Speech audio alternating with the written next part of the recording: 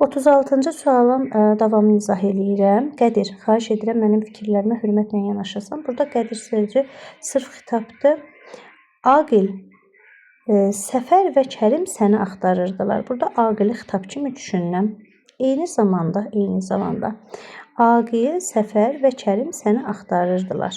Burada Aqil sözü həmcins mübtədanın biri kimi də düşünülə bilər və bu sualda bilmirəm diqqətsiz yanaşılıb hazırlanıbmı, yoxsa mən şəxsən həm B variantını, həm də D variantını düşünürəm burada. İkisini də düşünürəm.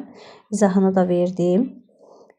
Yəni bunu tam olaraq qəbul etmirəm. Əgər dim götürsəm, mən düşünürəm ki, D variantını cavab olaraq götürüləcək. E variantı bizi çaşdıran məqam deyil. Sonra 37-də nümunədə üzərində rəqəm yazılmış sözlərin fonetik xüsusiyyətlərinə əsasən uyğunluğu müəyyən edin. Yazılışı və deyilişi fərqlənmir. Səs və hərflərin sayı bərabər deyil. Tərkibində kar samit işlənməmişdir. Uyğunlaşdıraq. Adı sənət tariximizin sənəti fərqlənmir. 1-ə 1 uyğun gəlir. Tariximizin ən parlaq səhifələrində fərqlənmir. 1-ə 1 və 3 uyğun gəlir. Səhifələrində yer alan böyük əməlləri olan şəxsiyyətlərdən biri idi. Baxaq, səs və hərflərin sayı bərabər deyil. Burada səs və hərflərinin sayı bərabər olmayan şəxsiyyət sözüdür. Qoşayının biri düşür. Və eyni zamanda parlaq sözü bircə dəqiqə tərkibində kar samit işlənməmişdir deyir. Burada böyük sözünü götürürəm. Çünki parlaq sözündə P və X kar samitlərdir. Cavab 37-də B variantıdır. Ordu, qaçqınlar, əsirlər bir sözlə hər kəs bir-birinə dəyib. 38-ci sual çox asan suallardan biridir. Ordu, burada həmcins sözlərdir. Həmcins sözlər gəlirsə arasında vergül qoyulur. Bir sözlə gəlirsə tiri vergül qoyulur. Tiri vergül. Burada bir sözlərdən əvvəl tiri, sonra vergül olmalı idi. Belə. Ordu vergül, qaçqınlar vergül, vergül, əsirlər tiri, vergül, tiri. Hər kəsdən sonra vergül, tiri, vergül. Cavab B variantı. 39-cu suala baxıram. Xəbəri icbar növdə olan hansı cümlələrin tərkibində hərəkətin subyekti və obyekti yoxdur? Həmişə həvəslə yazdırırlar. Yazdırırlar kimlər? Onlar qeyri-müəyyən şəxsli cümlədir. Mübtədası yoxdur. Obyektdə yoxdur. Yazdırırlar. Özləri yazmırlar. Başqa birinə yazdırırlar. Biri götürdük.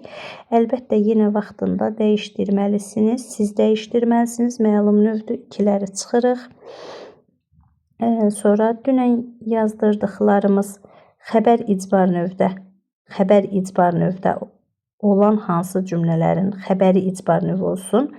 Burada 3-də qovluqdadır. Qovluqdadır ismi xəbərdir. 3-ü çıxırıq.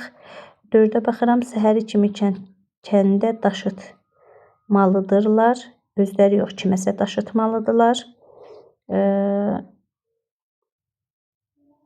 Burada da yenə də subyekti iş icra eləyən yoxdur.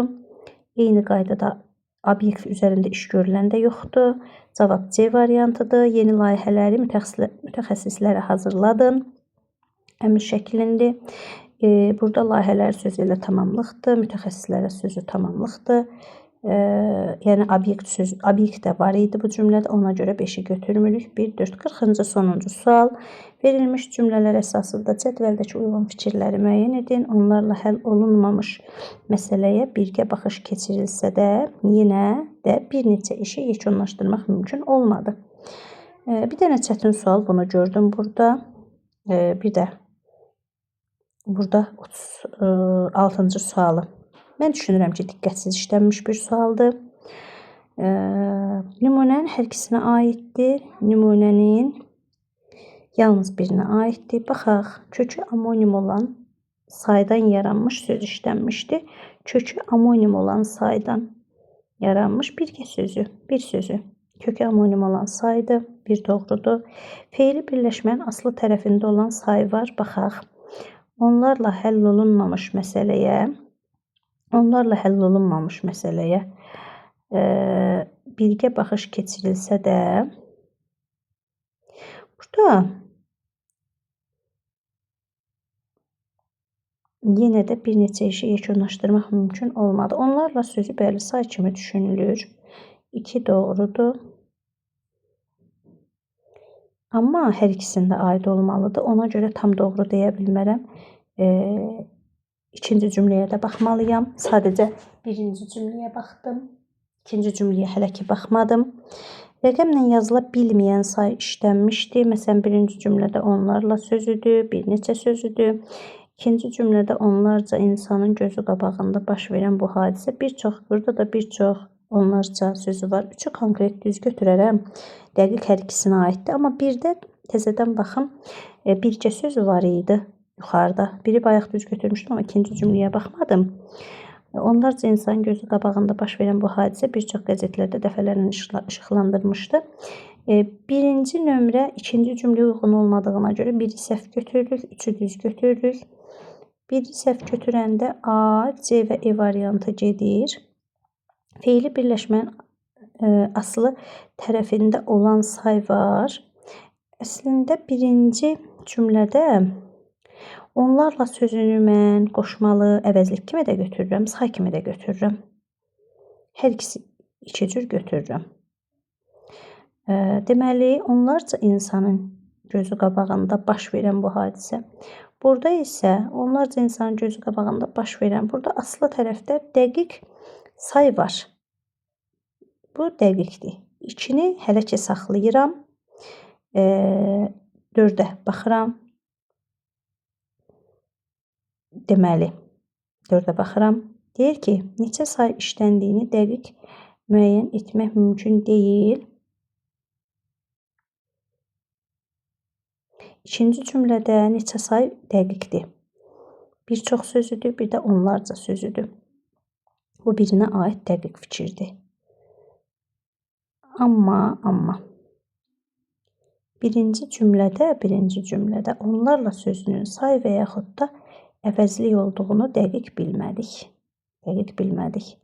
Ona görə də 4-ü düz götürürəm. Yalnız birinə aiddir. 5-ciyə də baxaq. Təyin vəzifəsində olan qeyri-müəyyən miqdar sayı tamamlığı izah edir. Mümkün olmadı. Nə mümkün olmadı? Bir neçə işi yekunlaşdırmaq. Bir neçə söz təyin deyil burada. Buna aid deyil. Onlarca insanın gözü qabağında baş verən bu hadisə bir çox qəzetlərdə işıqlandırılmışdır. Nədə qəzetlərdə? Hansı qəzet? Nə qədər qəzetlərdə? Bir çox sözü müstəqil şəkildə burada təyindir. Belə çıxır ki, 5 doğrudur, yalnız birinə aiddir. 6-ya baxırıq. Saya aid olduğu isim arasında numerativ sözdən istifadə edilməmişdir. Baxaq. Yalnız birinə aiddir deyil. Mən əslində ikisinə dair numerativ söz görmədim. Onlarla həll olunmamış.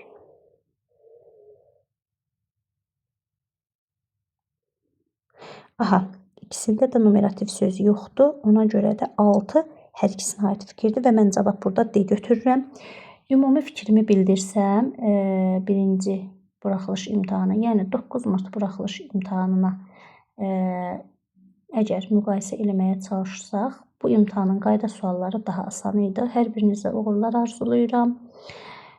Blokda da yüksək nəticəni göstərməyinizi eyni zamanda ümid edirəm. Sağ olun.